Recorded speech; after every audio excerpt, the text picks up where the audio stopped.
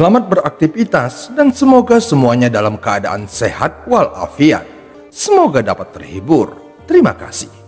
Sebelumnya kami mengingatkan untuk mendengarkan episode sebelumnya agar dapat lebih memahami alur ceritanya. Pria yang berdiri di atas makhluk itu menghentakkan kepalanya dan memandang ke arah Wang Lin dengan ekspresi aneh di wajahnya. Tidak mungkin. Saat Wang Lin memasuki celah, tas yang berisi batu roh kualitas terbaik, 10 instrumen dan perangkap binatang, semuanya mulai bersinar. Namun cahayanya segera meredup begitu dia memasuki celah tersebut, seolah-olah ada kekuatan yang mengganggu kekuatan jiwa yang terhubung ke harta tersebut. Wang Lin sudah tahu bahwa dengan kepribadian 10 orang itu, mereka tidak akan menyerahkan harta mereka begitu saja. Mereka pasti telah menempatkan semacam teknik pada hartanya untuk memungkinkan mereka mengendalikan harta karun mereka dari jarak jauh. Saat tubuh Wang Lin memasuki celah, ekspresi lelaki tua itu berubah saat dia menyadari bahwa kekuatan jiwanya terhalang. Melihat adegan ini, senyuman sinis Tasen semakin lebar. Dia menggeram dan menggerakkan tangannya yang menyebabkan lingkaran cahaya merah muncul.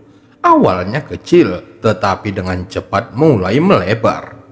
Segera setelah itu, tangannya tidak berhenti bergerak dan membentuk lebih banyak lingkaran merah. Kemudian, dia mengirim mereka ke segala arah. Adapun makhluk tidak beraturan di sekitar Tasen mulai bergetar hebat. Orang tua itu tidak punya banyak waktu untuk memarahi Wang Lin dan mendapatkan kembali fokusnya untuk menjaga makhluk tidak beraturan itu tetap utuh. Adapun pria bersisik yang berdiri di atas makhluk itu, dia mulai merenung. Tanpa berbicara sepatah kata pun, dia menggerakkan tangannya ke keningnya dan tubuhnya terbelah menjadi dua. Salah satu tubuhnya mengarah ke makhluk yang tidak beraturan. Saat dia menyentuh makhluk tak beraturan itu, dia membacakan mantra dan menggunakan tangannya untuk membentuk segel yang memungkinkannya melewati makhluk tak beraturan itu. Setelah berhasil masuk, matanya bersinar dan dia melambaikan tangannya yang menyebabkan tombak ilusi muncul di genggamannya. Tombak itu tampak seperti yang dimiliki Tasen, hanya saja miliknya hanyalah ilusi belaka. Tetapi tekanan yang tersisa dari tombak itu sama sekali tidak kalah dengan tombak aslinya. Dia segera menerjang ke depan dan menyerang Tasen. Di luar makhluk yang tak beraturan, dia melayang di udara dan terus-menerus melantunkan mantra dan membentuk segel di tangannya. Kemudian, bola petir ungu yang tak terhitung jumlahnya muncul di sekujur tubuhnya. Terlihat petir berderak di antara bola-bola itu, lalu melepaskan aura destruktif. Meskipun dia terus-terusan melakukan teknik, matanya tetap tertuju pada skala khusus yang ada di tubuh makhluk itu sambil mengamati ke sekelilingnya dengan cermat. Semua ini terjadi hampir bersamaan dengan tubuh Wang Lin yang menghilang ke dalam celah. Saat lelaki tua itu mengalihkan perhatiannya untuk mempertahankan makhluk yang tidak beraturan, sebuah celah tiba-tiba muncul di dekat skala khusus makhluk itu, dan ada sesosok bayangan yang tiba-tiba muncul. Lelaki tua dan lelaki bersisik itu segera menyadari ada bayangan yang keluar dari dalam celah, sehingga membuat wajah lelaki tua itu menunjukkan ekspresi kebencian. Dia menggunakan sisi kirinya untuk menjaga makhluk tak beraturan itu tetap utuh dan mengangkat satu jari di tangan kanannya untuk menunjuk pada sosok yang muncul dari dalam celah. Namun dia tertegun sejenak lalu menunjukkan senyuman dingin.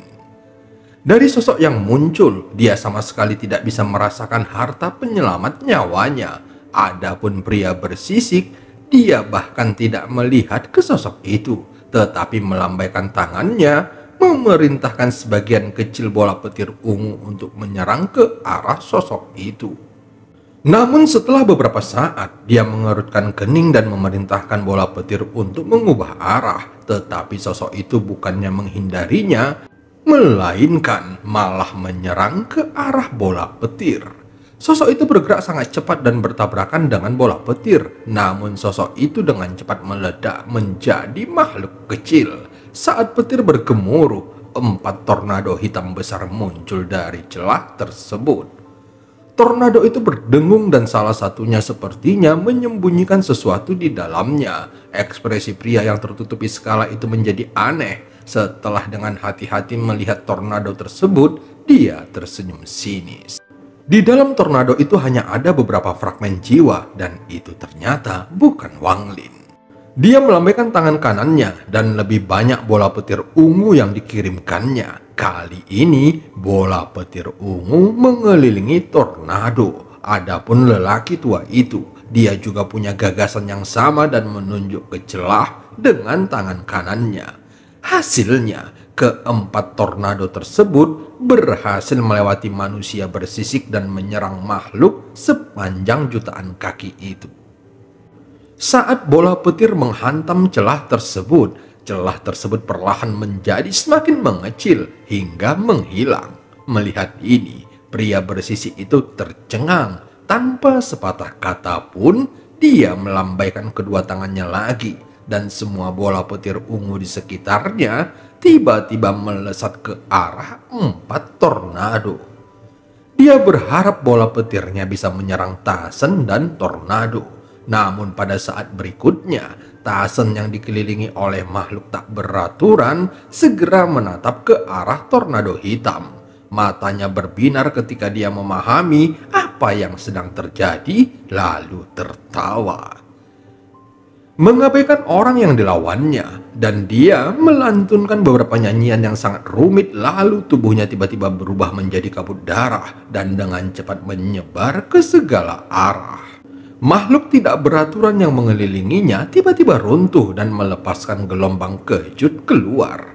Hal ini menyebabkan 10 orang yang mempertahankan makhluk tidak beraturan menunjukkan ekspresi ketakutan. 6 orang, termasuk Domu, terkena gelombang kejut. Mereka segera diserang oleh kabut darah yang mengamuk di seluruh tubuh mereka, sehingga menghancurkan seluruh organ dalam dan pada akhirnya itu keluar dari kepala mereka. Saat kabut darah keluar, ke-6 orang itu terlihat tidak percaya ketika tubuh mereka yang lemas dan kosong jatuh langsung ke laut mati. Pria yang menyerang Wang Lin sebelumnya langsung berbalik. Kedua tangannya segera terbuka mengarahkan bola petir ungu yang sedang menyerang tornado hitam untuk berbalik dan menembak ke arah kabut darah. Sementara itu, tubuhnya yang lain melemparkan tombak ilusi dan menyerang kabut darah. Adapun 4 orang yang selamat, semuanya sangat ketakutan, terutama lelaki tua itu. Dia tidak pernah menyangka Tasen masih melakukan teknik ini.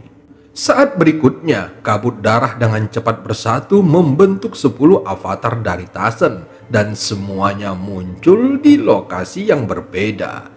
Namun salah satu dari mereka tiba-tiba menyerbu ke arah tornado hitam. Adapun 9 sosok yang tersisa mulai mendekati pria bersisik dan 4 orang lainnya yang selamat. Avatar Tasen segera melambaikan tangannya dan melemparkan cahaya merah. Kemudian keempat tornado dengan cepat menyatu menjadi satu. Setelah tornado menyatu menjadi satu, itu langsung runtuh dan jiwa makhluk kecil yang tak terhitung jumlahnya meledak ke segala arah. Namun beberapa jiwa mencapai skala makhluk sepanjang jutaan kaki. Pergantian peristiwa yang tiba-tiba ini mengejutkan Avatar Tasen. Dia mulai mencibir dan mengarahkan jarinya ke berbagai arah, sehingga membuat sejumlah besar jiwa makhluk kecil itu menghilang. Tetapi di saat yang sama, jiwa-jiwa yang mencapai makhluk sepanjang jutaan kaki itu mulai berkumpul bersama. Mereka melepaskan perasaan iblis sebelum meledak dengan cepat dan menimbulkan efek berantai. Semua jiwa yang tersisa ikut meledak, yang menyebabkan sejumlah besar energi spiritual terlepas ke area di sekitarnya. Saat ledakan terjadi, celah muncul di dekat tubuh makhluk sepanjang jutaan kaki dan sesosok tubuh dengan cepat keluar. Dia bergerak seperti kilat dan dalam sekejap dia mendarat pada skala di tubuh makhluk raksasa itu. Orang ini adalah Wang Lin. Namun kali ini tubuhnya terlihat seperti ilusi. Jelas sekali bahwa Wang Lin menggunakan jiwanya untuk melakukan hal ini. Saat Wang Lin muncul, pria bersisik yang sedang bertarung dengan Tasen tiba-tiba tertegun saat dia menatap Wang Lin. Matanya menunjukkan ekspresi tidak percaya. Dari jiwa Wang Lin, dia juga dapat merasakan sebagian dari warisan pengetahuan. Dalam sekejap, jiwa Wang Lin mendarat di tubuh makhluk sepanjang jutaan kaki itu. Avatar Tasen menatap skala di sekitar tempat Wang Lin berdiri lalu tersenyum dingin. Dia tahu bahwa salah satu hal aneh tentang tempat ini adalah skalanya. Meskipun dia tidak tahu apa skala itu, namun begitu dia menyatu kembali menjadi satu tubuh, maka dia akan mengetahuinya. Pada titik ini, di matanya Wang Lin telah kehilangan semua nilainya. Dia membentuk segel dengan tangannya dan memandang Wang Lin lalu berkata, "Mati." Mendengar ini, senyuman Wang Lin menjadi lebih dingin. Sebelumnya ketika kekuatan jiwanya mencapai skala, ingatan yang diperolehnya adalah bahwa tidak ada tubuh fisik yang dapat memasuki tempat yang menyimpan warisan pengetahuan. Jadi hanya jiwa yang dapat memasukinya. Setelah menerima ingatan ini, dia memutuskan untuk pergi hanya dengan jiwanya. Jika semuanya berjalan sesuai harapannya, maka dia akan menjadi orang pertama yang memasuki tempat warisan pengetahuan. Jika ini benar, maka memperoleh warisan pengetahuan secara utuh bukanlah hal yang mustahil. Memikirkan hal ini, jantung Wang Lin mulai berdebar kencang. Adapun serangan dari Avatar Tasen, jiwa Wang Lin mulai menyebar seperti awan dan 3 kata mulai bersinar. Dan itu adalah taktik dewa kuno. Melihat ini, wajah Avatar Tasen tiba-tiba berubah. Semua avatar lain yang sedang bertarung menyadari sesuatu dan semua menoleh ke arah Wang Lin dengan perubahan ekspresi di wajah mereka. Segera tubuhnya bergerak dan 9 avatar lainnya juga menyerang ke arah tempat Wang Lin berdiri. Hampir seketika, pria bersisik itu terkejut. Kemudian sebuah ide muncul di benaknya dan dia dengan cepat menyatu kembali menjadi satu tubuh. Dia segera mengejar Avatar Tasen dan tertawa keras. "Tasen, siapapun kecuali kamu dapat mewarisi warisan pengetahuan sang master. Anak kecil, itu semua tergantung pada keberuntunganmu." Kata-kata terakhir itu ditujukan untuk Wang Lin. Pada saat berikutnya, dia mengambil sebuah keputusan yang akan membuatnya kehilangan harga yang hampir tidak dapat ditanggungnya. Tiba-tiba, pria bersisik itu mengarahkan tangannya ke warisan dan berkata, "Menggunakan avatarku sebagai pengorbanan, aku mentransfer warisan pengetahuan." Avatarnya dengan cepat bergetar dan bersama dengan tombaknya, keduanya berubah menjadi titik cahaya keemasan dan menghilang. Saat avatar yang paling dekat dengan Wang Lin menyerangnya, jiwa Wang Lin yang menyebar dengan cepat langsung menyusut, seolah-olah itu tersedot oleh kekuatan yang kuat. Dalam sekejap mata, jiwa Wang Lin tersedot oleh skala khusus dan menghilang. Segera setelah pria bersisik mengucapkan kata-kata itu, skala itu meledak dan menghilang tanpa jejak. Avatar Tasen berbalik ke arah pria bersisik dan meraung, kemudian menyatu kembali menjadi satu tubuh. Saat ini, tangan kirinya memegang pedang setengah bulan dan tangan kanannya memegang tombak. Dia menatap pria bersisik itu dengan amarah yang luar biasa di matanya. Jika si kecil itu tidak berhasil menyatu dengan warisan pengetahuannya dalam 1000 tahun, maka kamu mungkin masih memiliki kesempatan lain. Pria bersisik itu mulai tertawa keras, mengabaikan apa yang terjadi dengan keduanya. Setelah jiwa Wang Lin terserap skala, dia tiba di dunia awan. Tempat ini tidak memiliki langit atau daratan, melainkan awan yang tak berujung sejauh mata memandang. Ada banyak kristal es biru yang mengalir di awan, masing-masing lebarnya sekitar 10 kaki. Wang Lin memindai area tersebut dan menemukan total ada 94 kristal es. Setelah memindai area tersebut, dia menemukan bahwa salah satu kristal es lebih kecil dari yang lain. Wang Lin segera mengenalinya sebagai kristal es yang diambil oleh Raja Iblis Langit ketika dia membuka terowongan. Mata Wang Lin mulai berbinar mengetahui fakta ini. Dia akhirnya mengerti bahwa warisan pengetahuan dewa kuno bukan hanya satu kristal es, tetapi ada 94 kristal es. Bagian yang diserap Wang Lin bahkan tidak ada 1%-nya. Wang Lin berada di sini sebagai jiwanya. Setelah merenung sedikit, jiwanya mendarat di atas kristal es itu. Saat jiwanya menyentuhnya, kristal es tiba-tiba meleleh dan menyatu dengan jiwa Wang Lin. Gelombang kenangan agung memasuki jiwa Wang Lin. Seiring berjalannya waktu, kenangan itu datang kepadanya semakin cepat.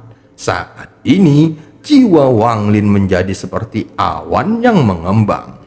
Nyanyian rumit, teknik aneh, dan fragmen kenangan yang tak terhitung jumlahnya menyerbu pikiran Wang Lin seperti naga yang mengaum. Jiwanya terkoyak, lalu dipasang kembali. Saat siklus itu berlanjut, gelombang rasa sakit melanda Wang Lin sepenuhnya. Kenyataannya, Wang Lin seharusnya tidak bisa merasakan apapun dalam bentuk jiwanya, tetapi dia merasakan sakit di sekujur jiwanya, seolah-olah ada banyak serangga yang melahapnya. Bahkan ketika dia menyerap bagian pertama dari warisan saat itu, dia tidak memiliki perasaan ini. Sedikit demi sedikit, dia kehilangan kendali atas jiwanya. Sebagian terbang dalam garis tipis dan akhirnya mengelilinginya hingga membentuk kepompong. Kemudian kepompong yang dibentuk oleh jiwanya bersinar biru seperti kristal es. Saat proses ini berlangsung, jiwa Wang Lin memasuki keadaan kacau. Dia pernah mengalami perasaan ini sebelumnya ketika dia pertama kali menyerap sebagian dari warisan. Bahkan setelah mengalaminya sekali sebelumnya, pertama kali bisa diibaratkan seperti aliran sungai yang mengalir, sedangkan kali ini itu seperti sungai yang mengamuk. Dia merasa seperti sehelai daun di tengah derasnya sungai dan tak berdaya tersapu naik turunnya arus deras. Tiba-tiba dia melihat cahaya di depan matanya. Segera pemandangan yang familiar muncul di hadapannya. Ada ruang kosong dengan titik cahaya yang tak terhitung jumlahnya bersinar di hadapannya. Wang Lin pernah melihat adegan ini sebelumnya. Setelah melihat pemandangan itu lagi, dia tiba-tiba mendapatkan sedikit pemahaman. Saat dia memperoleh sedikit pemahaman itu, rasa sakit yang dia alami langsung menghilang tanpa jejak.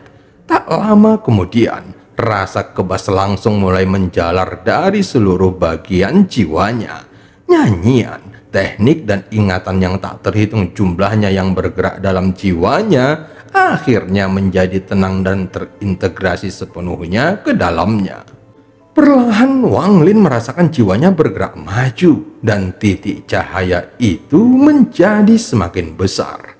Akhirnya mereka menjadi planet raksasa. Segera dia melihat tubuh besar dewa kuno. Dan cerita pun berakhir. Sampai ketemu di part selanjutnya.